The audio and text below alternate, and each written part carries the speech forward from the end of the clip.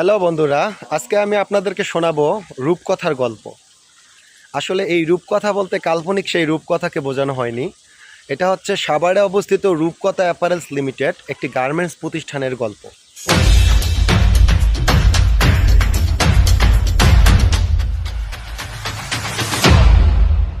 ঘটনাটি ঈদুল আজহার ছুটির দিনের। যারা 15 দিন, 20 দিন, 1 মাস ডিউটি করেছিল, কথা ছিল তাদের হাফ বেতন দিয়ে দেওয়া।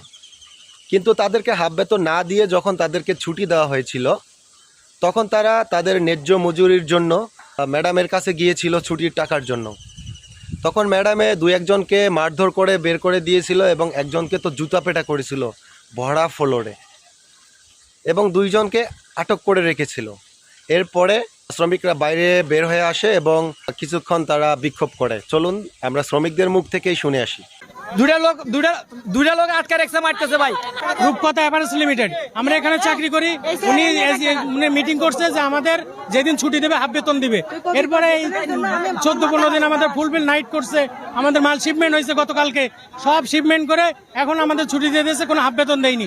এরপরে আমাদের 2-3 জন কথা বলেছে, এদেরকে ম্যাডাম যে আমাদের মালিক, এই ম্যাডাম রূপকথা অ্যাপারেলসের এমডি ম্যাডাম, উনি জুতো দিয়ে বার হয়েছে আমাদের ওই ওয়ার্কারের। এখন তাদের তিনজনকে আটকায়ও রাখছে। মিটিং করাইছে জিএমএ মিটিং করাইয়া কয় আমাকে নাকি হাফ বেতন দিব। আজকে আমাকে কাজ করাই নিছে, কাজ করানোর পর কয় ছুটি দিছে, এখন আমাকে বেতন দেয় না। আমি কালকে রাত 3টা বাজে ছুটি দিছে আমার নাইট করাইয়া। আমি অ্যাক্সিডেন্ট হয়েছি, তারপরেও আমি আজকে ডিউটি করছি হাফ বেতন নেওয়ার জন্য। বেতন দিব না নাকি? আর জুতা খোলাইয়া 2টা স্যারেরে মারছে বেতন নেওয়ার জন্য, এখন 2টারে আটকায় রাখছে। এবার চলেন সেই রূপকথা অ্যাপারেলসের সিইও কামরুন নাহার ম্যাডামের মুখ থেকে কিছু কথা শুনে আসি। রানিং মাসের বেতনের জন্য তারা হচ্ছে যে ফ্যাক্টরিতে মানে একটা বিশৃঙ্খলা সৃষ্টি করেছিল। সেখানে আমি একটা ছেলেকে একটু শাসন করেছি যে কতদিন তুই বেতন পাস। আপনারা শুনলেন তো ম্যাডামের কথা। ও আমি সরি যে ম্যাডাম মারধর করেননি, ম্যাডাম শাসন করেছেন। হ্যাঁ ম্যাডাম, আপনি শাসন করতেই পারেন। চলুন আমরা আপনার শাসনটা দেখে আসি।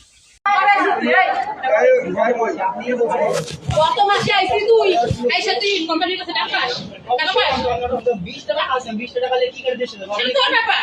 তুই আর 6 মাস। তো আপনারা দেখলেনই ম্যাডামের শাসনের নমুনাটা। তো ম্যাডামকে বলতে চাই, ম্যাডাম এটাকে কি শাসন বলে? আপনি যেটা করেছেন সেটা হলো মস্তানি। আমাদের এলাকায় বলে এটাকে মস্তানি।